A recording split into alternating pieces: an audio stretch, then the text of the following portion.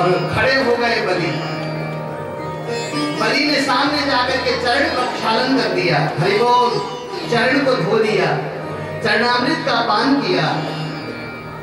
उसके बाद में कहा, हे ब्राह्मण देव, अहो भाग्य है मेरा कि आप मेरे यज्ञ को सफल करने के लिए पधारे।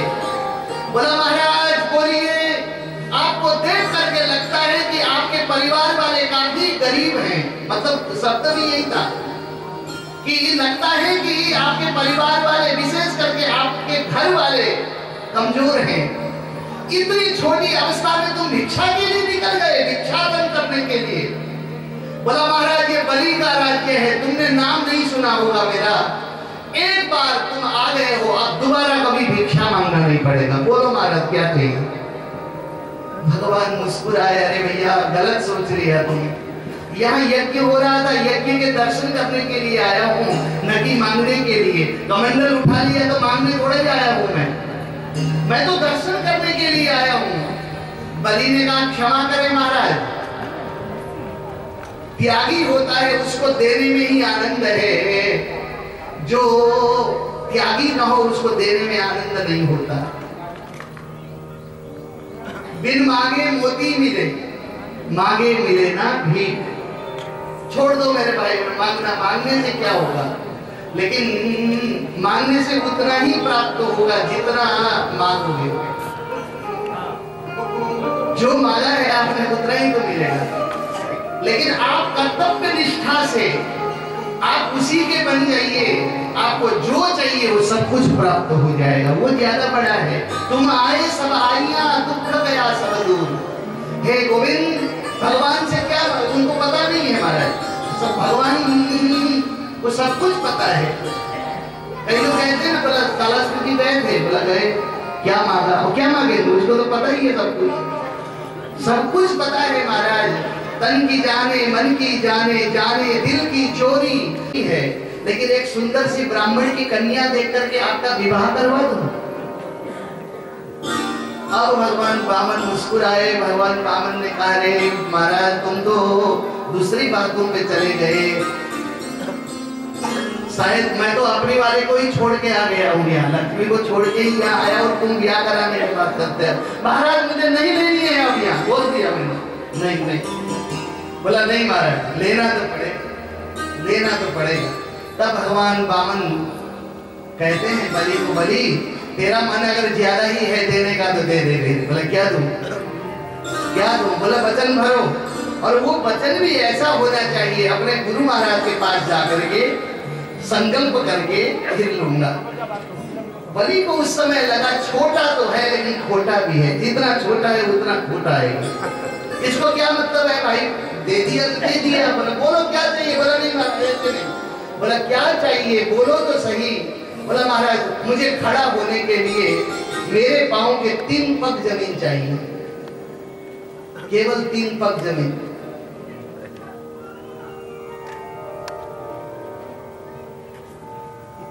वामन की बात सुन के बलि ने कहा, आपको मांगना नहीं आता महाराज, कभी मांगे नहीं हो ना, 3 पग कोई जमीन भिक्षा थोड़ा ही होता है, अब मैं दे देता हूँ। बोला नहीं महाराज, वो भी गुरुजी से बोल के, तो बेचारे जितना छोटा उतना खोटा गए शुक्राचार्य के पास। गुरु महाराज आज तो बड़ा विचित्र हुआ, एक आया है ब्राह्मण, छोटा है, बहुत प्यारा है, और उसने जिद कर लिया मैं लेता नहीं हूँ, लेता। मैंने कहा ले ले ले ले, तो बाद में कहा 3 पग जमीन। महाराज संकल्प पढ़ दीजिए, जल्दी से जल्दी उसको नाप देता हूँ। शुक्राचार्य जी ने कहा 3 पग जमीन।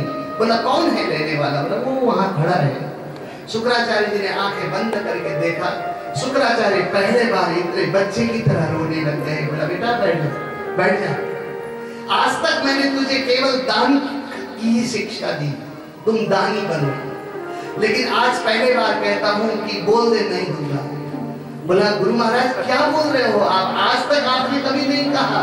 बोला अरे भैया अभी तक इसीलिए नहीं कहा कि मैं तुम्हें केवल दानी देखना चाहता था, भिखारी देखना नहीं चाहता हूँ। लेकिन जिसको तू 3 पग देने की बात करता है, तेरे पास कुछ नहीं रहेगा, सब साफ हो जाएगा। बोला वो ब्राह्मण नहीं है, बामन उंगली में छिपी हुई महिमा विश्व बिहारी की, वो साक्षात परमात्मा है। ब्रह्मानंदम परम सुखदम केवलम ज्ञानमूर्तिम द्वंद्वातीतम गगन सदृशम मेघवर्णम, ये तो अनुपम है। शांताकारं भुजगशयनं पद्मनाभं सुरेशं विश्वाधारं गगन सदृशं मेघवर्णं शुभांगं लक्ष्मीकान्तं कमलनयनं योगगिरिजानगम्यं वन्दे विष्णुं भयभयहरणं सर्वलोकैकनाथं। वो नारायण है, नारायण। उधर 3 पल में वो सब कुछ ले लेगा, इसलिए ना कर दे। बलि ने कहा महाराज आज तक तो मैंने कहा नहीं, भगवान एक बार बोलूं तुम्हारा ही नाम होगा, शिष्य तो तुम्हारा हूं, अगर एक बार आप बोल दो दे दो तो मैं दे दूंगा। आज तक तो लोग कहेंगे दाता एक राम, अब कल के बाद दाता एक राम छोड़ देंगे, दाता एक तो बलि ही हो जाऊंगा, क्योंकि ये सब कुछ दे दिया। भगवान भी भिक्षा मांगने के लिए आए, तो इससे बड़ी चीज मेरे लिए क्या हो सकती है। मेरी तपस्या फल गई है, मेरी 100वीं अश्वमेध यज्ञ सफल हो गई है महाराज। बोला क्यों? बोला स्वयं भगवान भिक्षा मांगने के लिए आए, तो मेरा तो 100 यज्ञ सफल हो गया महाराज। इतना सुनना था, भगवान सुन रहे थे। भगवान बोले भैया आ जाओ आ जाओ। गुरुजी ज्यादा नखरा दिखाने लग गए, एक बार करो मैं ही पढ़ लेता हूँ। क्यों ना पढ़े महाराज, क्यों ना बोले। जिनकी श्वास श्वास से श्रुतियां निकलती है, वेद निकलते हो जिनके श्वास से, वो तो क्यों संकल्प नहीं पड़ेगा। बोला इधर आओ इधर आओ इधर। गुरु महाराज बोले जाओ बेटा जाओ जाओ। बलि जैसे ही पहुंचे तो भगवान वामन ने कहा कि चलो मैं ही पढ़ लेता हूँ। कायेन वाचा मनुषेन्द्रियैर्वाद बुद्ध्यात्मनावाद प्रकृति स्वभावात् करोमि यद्यत् सकलं परस्मै नारायणाय समर्पयेत्। बोलो महाराज कहाँ से आपको अच्छा लगता है? बोला ले लूं तो? बोला ले लो। अब सबसे पहले भगवान वामन ने अपने चरण को ऐसा फैला दिया है, जहां तक बलि का राज्य था एक चरण फैल गया, एक चरण ने ढक दिया है। दूसरा चरण जैसे ही ऊपर कर दिया, आकाश को विदीर्ण करके गए, स्वर्गलोक में चरण पहुंच गए। देवताओं को पता चला भगवान के चरण आए हैं। देवताओं ने भगवान के चरण को प्रक्षालन करना प्रारंभ कर दिया। ब्रह्मदेव को पता चला, ब्रह्मा जी कमंडल लेकर के आए, ब्रह्मा जी चरण में बैठ गए। देवताओं ने चरणामृत यानी चरण को प्रक्षालन करना प्रारंभ किया। प्रक्षालन किया हुआ जो जल था वो कमंडलों में भर लिया और उसी से श्री गंगा मैया प्रकट हो गई है महाराज। चरणों से निकली गंगा प्यारी, जिसने सारी दुनिया सारी, उन चरणों को सदा पखाड़ूं, श्री बांके बिहारी तेरी आरती उतारूं। ये तीसरा दूसरा। अब तीसरा कहां पर क्या किया जाए? तीसरा पद कहीं नहीं है। भगवान वामन मुस्कुरा करके बलि से कहने लग गए, बलि आप बोल रहे थे बोले 3 पग जमीन दूंगा, 2 पग में तो ले लिया, तीसरा बोल कहां रखूं? बलि ने भी बहुत सुंदर कहा, प्रेमाश्रु रोते हुए। तीसरा पद की बारी आई तो बलि की मां रोने लग गई। बलि की मां कोने में थी, रो रही थी। भगवान वामन ने बलि को कहा, बलि जिसके दान को देख करके, दिया हुआ देख के मां रोती हो, उसका मैं दान नहीं लेता। मां रो रही है, मैं वापस कर देता हूं। बलि ने अपनी मां को पूछा, मां तू रोती है? बलि की मां ने क्या सुंदर जवाब दे दी। बोला महाराज रोती नहीं हूं, ये रो रही हूं तो ये खुशी के आंसू है, दुख के आंसू नहीं। जब मेरे पति के पास इंद्र आए और उन्होंने शरीर को मांगा, उस समय मैं सती होना चाहती थी, मैं रोने लगी। मेरे पति ने कहा कि आज तेरे पति के पास तो इंद्र ही आया है, मैं हंसते हुआ शरीर को देना चाहता हूँ, लेकिन अपने बेटे को इतना दानी कर, एक दिन त्रिलोकी का नाथ हमारे सामने आ जाएगा, उस दिन तेरी तपस्या सफल हो जाएगी। बोला महाराज आज मैं मेरे पति को याद करती हूँ, भली गली में जली नहीं पति अपने के साथ। मैंने बहुत अच्छा किया कि मैं पति के साथ सती नहीं हुई। धन्य आज मेरे भाग्य वाक्य हैं, मेरे पुत्र के सामने भगवान पसारे हाथ। दे दे बेटा, दे दे, दे दे, दे बेटा। बोला भगवान ये खुशी के आंसू है माँ के, मैं खुश हूँ, लेकिन बेटा और ज्यादा मुझे कुछ नहीं, अब दे, जो जो देना है सब दे दे। भगवान रोती हुई माँ को देख करके अपने यानी बलि को देखा और कहा बलि बोल, अब 2 तो ले लिया, तीसरा कहाँ रखा? बलि ने कहा महाराज धन को तुमने नाप लिया, लेकिन धन का मालिक अभी भी बाकी है महाराज, धन का मालिक बाकी है। धन को नापना तो कोई बात नहीं, मैंने कमाया था, नाप लिया तुमने, लेकिन धन का मालिक अभी बाकी है। भगवान बोले क्या बोलना चाहते हो? बोला महाराज मैं हूं ना, तीसरा पग मेरे सर पे रख दीजिए महाराज, मेरे सर का। बलात् शरणागति इसको बोलते हैं, बलात् शरणागति।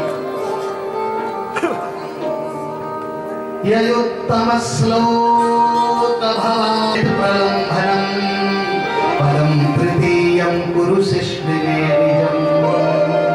बोलिए प्रेम से पदम, पदम, बोलिए ना पदम, बोलिए पदम, पदम तृतीयम गुरु शिष्टि में निजम।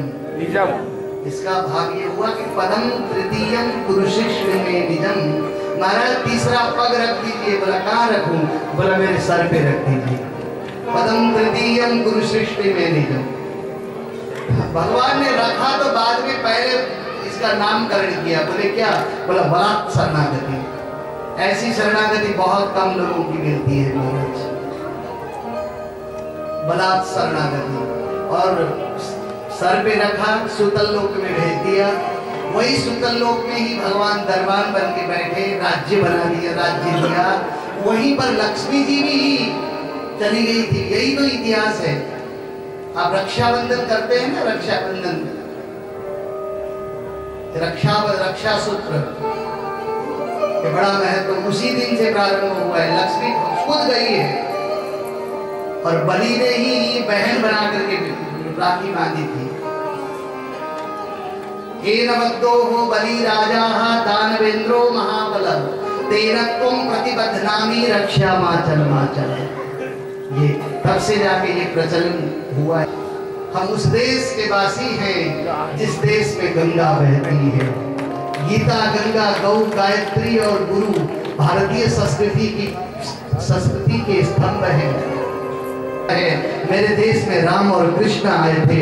ये सौभाग्य और देशवासियों को नहीं, इसलिए गौरव से कहो कि हम हिंदू हैं। हम इस देश के वासी हैं जिस देश को कबूल किया है मेरे राम ने और मेरे कृष्ण ने, जिस देश में गंगा बहती है।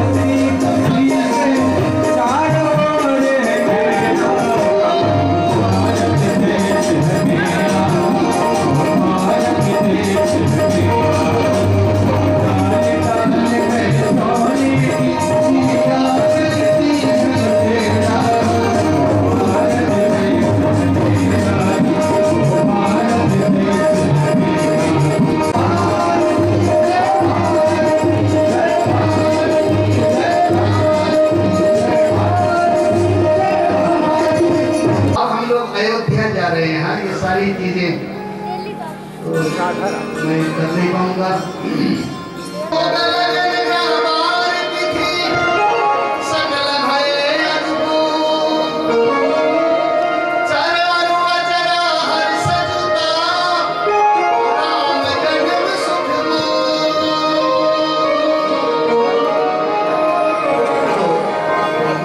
भगवान को आना था ना, इसलिए समय सामने आ गया, आहुतियां दे दी, यज्ञ नारायण प्रकट हो गए हाथ में प्रसाद लेकर के।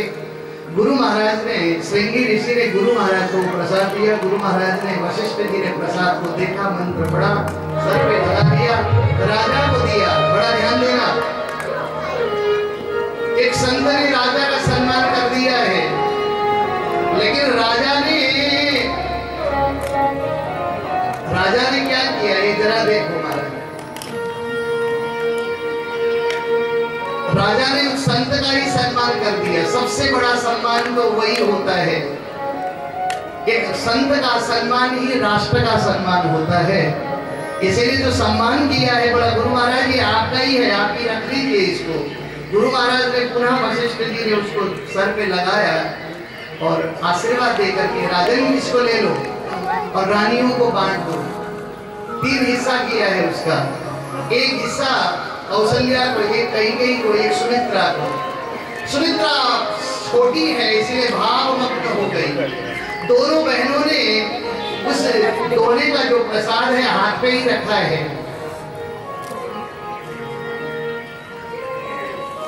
सुमित्रा बेचारी अपने गोद में ही रख ली, भूल गई वो।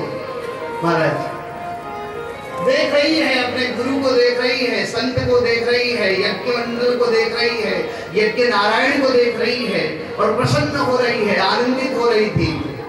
उसी समय एक पक्षी आ गया। एक पक्षी आया, वो चारों ओर देखने लगा, गुरुओं को भी देख रहा है, यज्ञ को भी देखता है, प्रसाद को भी देखता है। दोनों बहनों के हाथ में प्रसाद है, वो ले जा नहीं पाया, लेकिन सुमित्रा के गोद में ऐसे ही प्रसाद रखा हुआ है। उस पक्षी ने उस प्रसाद को ले लिया, पता ही नहीं चला, ऐसे ही लिया और आकाश की ओर चल दिया, दूर चला गया। वहां देखा तो अंजनी माता तप कर रही थी। उसको लगा कि ये प्रसाद के अधिकारी तो यहाँ हैं, एक प्रसाद तो यहाँ भी होना चाहिए। इसीलिए उस पक्षी ने उस प्रसाद को अंजनी के गोद में ही रख दिया। अंजनी ने यज्ञ का प्रसाद समझ के भक्षण किया, उसी से हनुमंत बाबा प्रकट हो गए। ऐसा मानस में नहीं लिखा है, मानस में नहीं लिखा।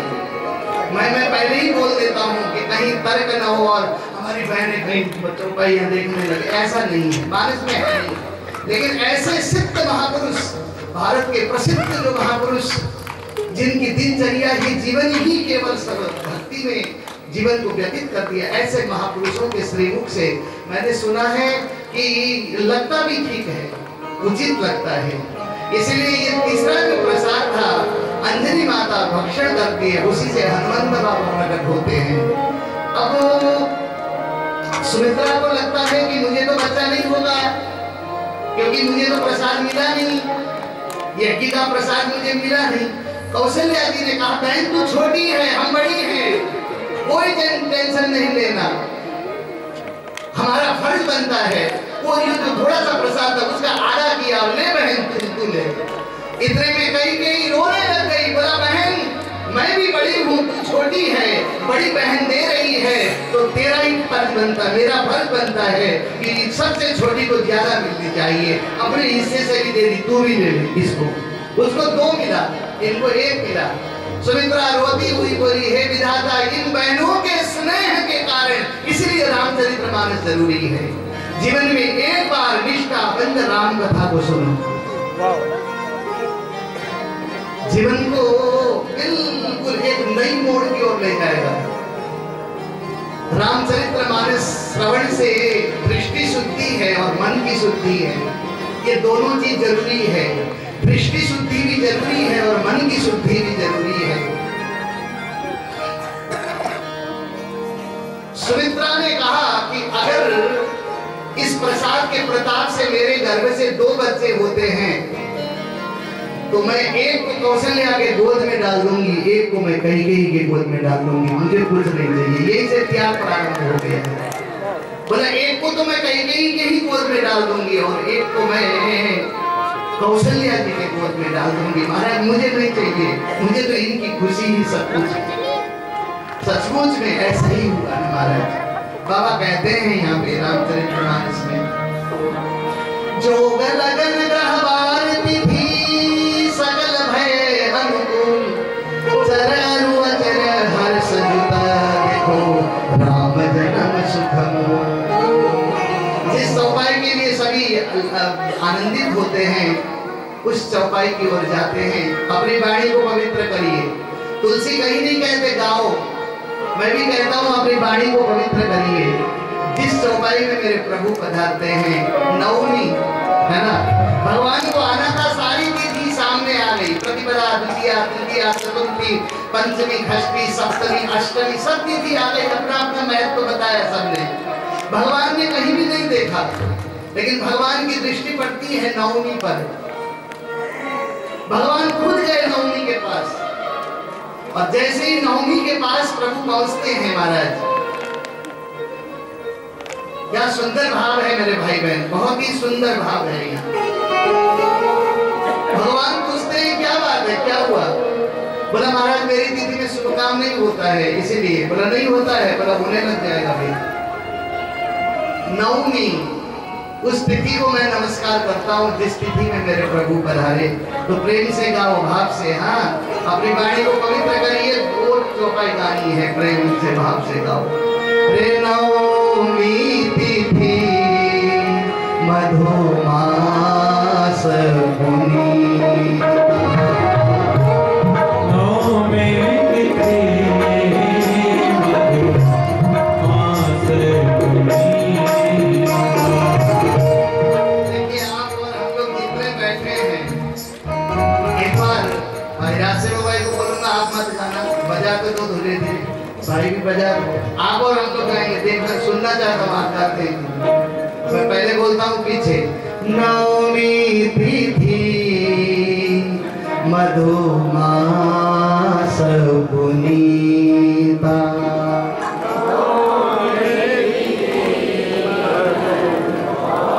बहुत सुंदर। जो मेरा भ्रम था वो टूट गया है। आप अच्छे हैं, मेरे को लगा कि आप गा ही नहीं रहे हैं, लेकिन कितना प्यार से गा रहे हैं। रामायण की चौपाइयां ही दृष्टि प्रदान करती हैं।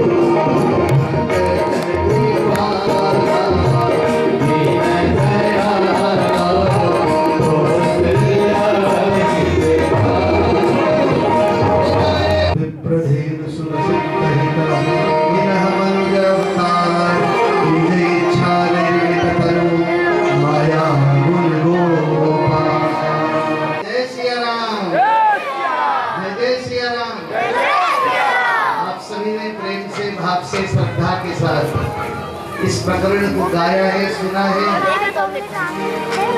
यह चरित्र के गावे ही हरिपद पावई वेन परहि भव कूपा। जिसने भी इस चरित्र को गाया, बिहारी लाल की भगवान सुखदेव जी महाराज राजा परीक्षित को कहते हैं, देखो शुद्ध हृदय का नाम वसुदेव है, देवमयी बुद्धि का नाम देवकी है, देहाभिमानी कंस है, आत्मसुख से वंचित है। जहाँ अभिमान रहता है वहाँ अविनाशी दूर चले जाते हैं। श्रीमद् भागवत का दूसरा नाम विशुद्ध प्रेम है। मैं कई बार एक शेर कहता हूँ, एक शेर लिखने वाले ने बहुत सुंदर लिखा है, प्रेम परिचय को पहचान बना देता है, प्रेम वीरानों को गुलिस्तान बना देता है। मैं आप बीती कहता हूँ औरों की नहीं, प्रेम इंसान को भगवान बना देता है, प्रेम इंसान को भगवान बना देता है। प्रेम मित्रों, प्रेम इंसान को भगवान बना देता है। ये प्रेम से विश्व को जीता जा सकता है, आंख दिखा के नहीं। आप व्यवहार प्रेम का करिएगा। कृष्ण नाम ही ऐसा नाम है, कृष्ण नाम ऐसा है कि एक बार अगर कृष्ण के विषय में प्रश्न भी करता है तो कुल का उद्धार कर लेता है। राजन तुमने बहुत सुंदर प्रश्न किया है महाराज, बहुत सुंदर प्रश्न किया है। राजन ये चतुर्थ दिन है, चौथा दिन है ये, अभी तक आपने भोजन नहीं किया है, चलो भोजन कर लो। परीक्षित बोले नहीं। बोला थोड़ा फल खा लो, बोला नहीं। जरा पानी पी लो, बोला नहीं। अरे भाई थोड़ा दूध पी लो, बोला नहीं। भगवान सुखदेव जी बोले क्यों 4 दिन हो गए तुमने अभी तक कुछ नहीं दिया। आप विचार करिएगा, हमें 3 घंटे में बहुत मुश्किल हो जाती है, 4 घंटे में ये तो अखंड चलता था। 4 दिन व्यतीत हो गए, अभी तक मुंह में जल नहीं डाला। परीक्षित को भगवान सुखदेव जी बोले राजन एक काम करो, थोड़ा सा जल पी लो। परीक्षित ने जवाब दिया पिबंतम तन्मुखा भोज्य च्युति हरि कथामृतम। भगवान आपके मुखारविंद से निकली हुई वाणी को पीते हुए कोई तृप्त ही नहीं हो सकता। आपके मुखारविंद से निकली हुई जो वाणी है उसको पीते हुए कोई तृप्त ही नहीं होता। उग्रसेन नाम के राजा राज्य करते हैं। अच्छा है संत महात्माओं का सानिध्य है, वहीं पे पुत्र रत्न होता है, उसी का नाम कंस है। जैसे ही जन्म लिया सारे अपशकुन हो गए। राजा गए महाराज संतों के पास, ये सब क्या है? बोला तुम्हारा बेटा है वो बड़ा दुष्ट है। बोला फिर मैं क्या करूं इसको? बोला ये मरेगा भी नहीं। बोला जेल में डाल दूं? बोला डलेगा ही नहीं। आपको बताऊं आपकी कृति को विध्वंस करने वाला बेटा है तुम्हारा। बोला हे राम, चिंतित हो गए। 15 साल में उसने दिग्विजय किया और सीधा परशुराम जी के पास पहुंचता है और कहता है कि मौत बताओ, मेरी मौत कहाँ है? परशुराम जी ने भी देखा भाई कमाल का है, मेरे सामने तो कोई आता ही नहीं, क्षत्रिय आ ही नहीं सकता, लेकिन ये तो सीधा आके कहता है मौत बता दो, मेरी मौत कहाँ है? परशुराम जी ने एक धनुष दिखा दिया। बोला भाई एक धनुष है, इस धनुष को उठा लो। बोला महाराज मौत बताओ, धनुष नहीं। बोला धनुष उठा लोगे तो मैं बता दूंगा, नहीं उठाओगे तो इसी वक्त बंद होगा। कंस चला गया और कंस ने ऐसे फूल की तरह उस धनुष को उठा लिया। बोला महाराज बोलो इसको कहाँ तोड़ू फेंकू, लेकिन मौत बताओ, मेरी मौत कहाँ है? परशुराम जी बोले चिंता न कर, इसको लेके चला जा। बोला मौत बताओ। बोला तेरी मौत इसी ने छीनी हुई है, जब तक ये धनुष है तब तक जिंदा है, और जिस दिन धनुष टूटेगा उसी दिन तेरी मौत भी हो जाएगी। बोला महाराज लेकिन एक बात बताओ। कंस हंसता हुआ कहने लगा महाराज एक चीज बता दो, इसको तोड़ने वाला कोई आया है कि नहीं, पैदा हुआ कि नहीं? बोला अभी तक नहीं हुआ। कंस ने कहा महाराज क्या समझते हैं आप, मैं इतना आतंक फैला दूंगा, पृथ्वी पर त्राहिमाम कर दूंगा कि गर्भ ही भस्म हो जाएगा, लेकिन वो गर्भ से बाहर नहीं आ सकेगा। परशुराम जी बोले भैया तुम ले जाओ, बहुत बड़े बड़े सूरमा आ गए हैं, लेकिन तुम इसको ले जाओ। कंस को यही था, वरदान भी मिला हुआ था कि भगवान स्वयं जाए, यानी स्वयं भगवान नारायण भी जाएं तो मौत नहीं होगी। ये रहस्य की बातें हैं, हम लोग कल चर्चा कर सकते हैं, इसमें ज्यादा समय नहीं है ना बाबा। इसलिए कंस ने इतने अत्याचार बढ़ा दिए, संतों को जेल में डाल दिया, मंदिरों की अपवित्रता कर दी, वेद को अपमान करने लगा। गौ पालक जो लोग थे उनके लिए गलत कार्य होने लगा। जो कृति फैली थी राजा की उसको ध्वस्त कर दिया, समाप्त कर दिया। सब लोग संत जाकर के बोले महाराज आपके राज्य में ये क्या दिख रहा है, पता है मित्रों। उसी समय राजा ने बुला लिया कंस को। कंस ने अपने पिता को यानी राजा को ही गद्दी से खींच के जेल के अंदर में डाल दिया। त्राहिमाम खुद राजा बन गया। आपको मैं बोलूं, कंस किसी से भी कंस जो है मोह नहीं करता था। एक बहन थी, उसी का नाम है देवकी। देवकी से प्रेम करता था और कहता बहन तेरी शादी तो मैं धूमधाम से करूंगा, तेरी शादी के बाद क्या होगा। लोग केवल खोजने के लिए निकला, वसुदेव जी से संबंध हुआ। मैं संक्षिप्त जा रहा हूँ। विवाह भी हो गया हमारा। जब विवाह हुआ तो छोड़ने के लिए खुद जा रहा है वो रथ लेके। उसी समय आकाशवाणी हो गई, कंस होशियार, जिसको तुम कह रहे हो प्राण से भी प्रिय, इसी का 8वां पुत्र तेरा काल होगा। तुझे मारने वाला और कोई नहीं है, 8वां पुत्र इसी का होगा। इतना सुनते ही अभी तक कह रहा था कि प्राण से भी प्रिय है, तलवार निकाल दिया है महाराज। पता चलता है कौन किसको कितना प्यार करता है, वक्त आने पर पता चलता है। इसीलिए ज्यादा भय में मत पड़िए। कहने वाले लोग बहुत मिले हैं महाराज। तुम गैरों के लिए कहते हो, हमने खुद अपने अजमाए हैं। लोग कांटों से जख्म खाते हैं, हमने फूलों से जख्म खाए। बोलना बड़ा सरल होता है मेरे भाई बहन। तुम गैरों के लिए कहते हो, हमने खुद अपने अजमाए हैं। लोग कांटों से जख्म खाते हैं, हमने फूलों से जख्म खाए हैं। जब अपना संबंध विच्छेद करता है, जिसको आप अपना मानते हो, वो विश्वासघात करता है तो बहुत तकलीफ होती है। जिसको जानते नहीं थे उसने तो पत्थर मार लिया, चोट भी लग गई, डॉक्टर के यहाँ जाके सिलाई भी कर लिया। आप रोए कि नहीं? आप ही गए, चाय भी पी ली, लेकिन आपका हितैषी था, आपका जो मित्र था, आपका जो प्रिय था, उसने आपको फूल से भी मारा तो आपको सहन नहीं हुआ, आप रोने लगे। वो पूछता है कि अरे उसने तो पत्थर से मारा था, मैंने तो फूल से मारा। बोला भाई तुमने फूल से, यही तो मरना है। तुम तो मेरे थे, मैं सोचता था कि ये मेरा है, मेरा प्रिय है। उसका तो फूल का से मारा हुआ भी सहन नहीं हो सकता। अभी तक ये कहता है कंस, मैं तुझे प्राण से भी प्रिय प्यार करता हूँ। लेकिन जैसे ही पता चला तो उसने तलवार ही ले लिया। हमारे ना रहेगी बांस, ना रहे बजेगी बांसुरी। वसुदेव की ना रहे तो ये 8वां पुत्र आएगा कहाँ से? वसुदेव जी महाराज ने बड़ा ध्यान देना, कृष्ण के पिता, कृष्ण की माँ, आप और हमारे जीवन में थोड़ा दुख आ जाए तो सहन करने की क्षमता ईश्वर प्रदान करें आप सबको। ये बड़ा सुंदर बात रहेगा। भगवान से कहो सुख के बदले दुख देने की अगर भावना तोरी, सुख के बदले दुख देने की अगर भावना तोरी, दुख सहने की शक्ति दे प्रभु यही प्रार्थना मोरी। दुख सहन करने की क्षमता तो ईश्वर ही प्रदान कर सकते हैं महाराज। तो भगवान सुखदेव जी महाराज यहाँ वर्णन करते हैं कि वसुदेव जी महाराज ने कहा देखो कंस, कब जन्म लिया और कब मरेगा किसी को पता नहीं चलता, लेकिन क्या क्या किया वो तो पता चल जाएगा ना महाराज, वो तो पता चलेगा। स्त्री अवध्या है, स्त्री को मारना पाप है, स्त्री को नहीं मारना चाहिए, अवध्या है स्त्री।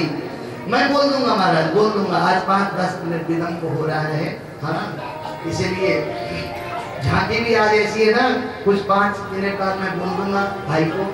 तो जो नंद बाबा और यशोदा बने हैं वो पहले आएंगे, 5 मिनट बाद मैं बता दूंगा। एक यहाँ पे नहीं, यहाँ एक 2 कुर्सी भी लगा दे रहे हैं उनके लिए।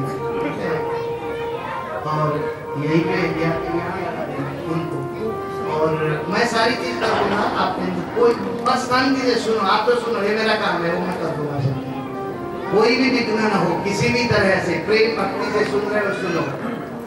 मैं कथा पर ही जितने देर में बोल पाऊँ मैं कथा ही आप सबको सुनाना चाहूंगा। तो महाराज कब मरेगा और कब जन्म लिया पता नहीं कब, लेकिन इस जीवन में क्या क्या किया वो तो दर्पण की तरह दिखता है। इसलिए तुम्हें इतना ही डर है देवकी के 8वां पुत्र का, तो एक काम कर ले, जेल में डाल दे। हरि बोल। माता पिता कह रहे हैं कृष्ण के, बोला जेल में डाल दो, जो भी बच्चे होंगे मैं तुम्हें दे दूंगा। हरि बोल। प्रेम से बोलिए हरि बोल। ये हमारे बंगाल के चैतन्य महाप्रभु को स्मरण करो, उन्होंने हरि बोल कहा तो भगवान जगन्नाथ आसन को छोड़ करके चल दिए पीछे पीछे, ऐसा वाक्य है। प्रेम से बोलो हरि बोल, हरि बोल। तो कंस वसुदेव और देवकी को जेल में डाल दिया महाराज। यही तो विषय है। संसार की पुष्प वाटिका में 1 साल बाद एक पुत्र हुआ। वसुदेव जी ने ले जाकर के कंस को दिया, लो पहली निशानी है मेरी। कंस ने देखा अरे तो देवकी जैसा है, छोड़ दिया है तो पहला दूसरा तीसरा चौथा पांचवा छठा सातवां फिर 8वां मारो, इसको ले जाओ इसको। सब लोग बड़े प्रसन्न हो गए। हाय हाय, ऐसे ऐसे व्यक्ति को भी दया आ गई महाराज, वाह भाई वाह, खुश हो गए। पहला दूसरा तीसरा चौथा पांचवा छठा हो गए। देवता लोग प्रसन्न हो, नारद जी गए देवताओं के पास। ये तो बड़ा आनंद का विषय हुआ, देवता लोग बोल दिए। अब नारद जी सीधा कंस के पास आए, बोला महाराज देवता लोग तो मिठाई बांट रहे हैं। बोला क्यों? बोला कंस ने अपना काल छोड़ दिया। बोला महाराज कौन? बोला देवकी के बच्चे। बोला महाराज अभी तो छठा ही हुआ है, फिर 7वां फिर 8वां। 8 है ना महाराज, 8वां ही तो होगा मेरा दुश्मन। अरे देवता क्या कहते हैं पता नहीं चलता, वो पुष्प रख दिया इधर से 8 और बोला इधर से गिनो ये 8, इधर से गिनो ये 8। अरे महाराज मैं क्या करूं, मैं मार दूं? बोला मैं नहीं बोल सकता। अब आपको लग सकता है नारद जी ने काम क्यों बिगाड़ा, ऐसा नहीं। अब इस विषय पे जाऊंगा तो फिर देवी भागवत पढ़ना पड़ेगा आपको। देवी भागवत में इसका बहुत सुंदर वर्णन किया है। अपने पिता के द्वारा ही मरने का श्राप लगा हुआ था, इसीलिए नारद जी ने इनको मुक्त कर दिया है, ऐसा ऐसा भाव है। हाँ, तो कंस ने इन 6 के 6 बच्चों को समाप्त कर दिया। उस माँ पर क्या गुजरा होगा, आंखों के सामने इतना कुछ होता हो तो उस माँ पर क्या गुजरता होगा महाराज, जरा आप इस विषय पर ध्यान दीजिएगा। 7वां शेष साई भगवान,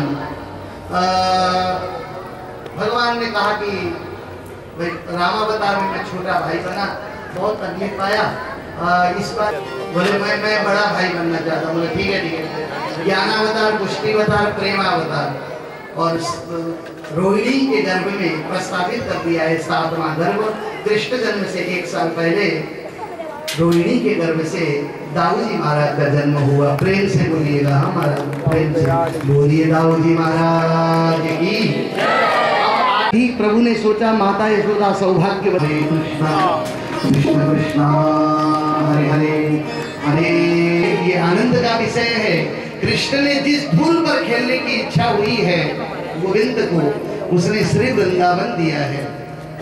तो समय बीतता गया, रात्रि के 12 बजे पूर्ण ब्रह्म परमात्मा भगवान श्री कृष्ण का जेल में प्राकट्य होता है। प्रेम से बोलिएगा, केवल बोलिए पुराण पुरुषोत्तम भगवान की, पुराण पुरुषोत्तम भगवान की। उस रूप को देख करके भाव विभोर हो गई। ये स्तुति प्रकरण, और थाली बजाने का समय होगा, मैं बोल दूंगा माता को दे देना, तब जाकर थाली बजाना, अभी नहीं। और जैसे ही प्रभु ने कहा मैं द्विभुज रूप में प्रकट हो जाऊंगा, पहरेदार सो जाएंगे, हाथ कड़ियां खुल जाएगी, आप टोकरी में डाल करके सीधा लेके चले जाइएगा। वहां पर यशोदा जी ने पुत्री को जन्म दिया है, वहां ले जाके छोड़ देना है और लेकर के पुत्री को लेकर के आना है। इतना कहते हुए भगवान द्विभुज रूप में प्रकट हो गए। बोलिए बाल कृष्ण लाल की जय हो।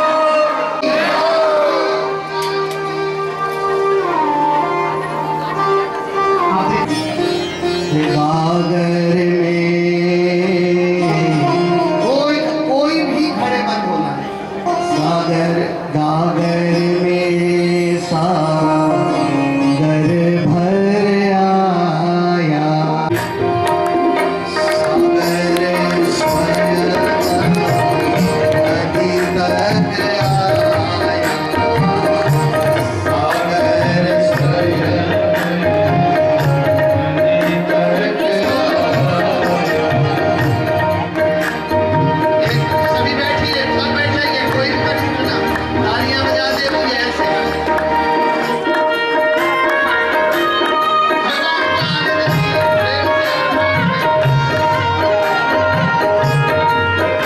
भगवान का आनंद लीजिए,